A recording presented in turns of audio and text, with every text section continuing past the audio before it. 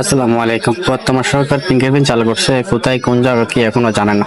তো দেখতে থাকুন শুরু থেকে শেষ পর্যন্ত। এই যে দেখতে পাচ্ছেন, এটা হচ্ছে আপনার লৌলজিয়ার পার্কের সাইডেই।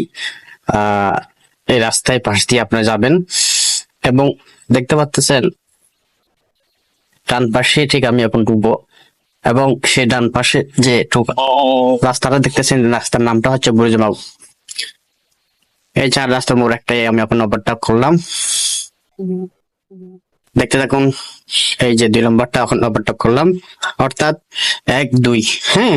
তারপরে 3 নম্বরটা ওভারটেক করলাম। এই যে 3 নম্বর পরে যে 4 নম্বরটা যে দেখবেন, হ্যাঁ এটাই।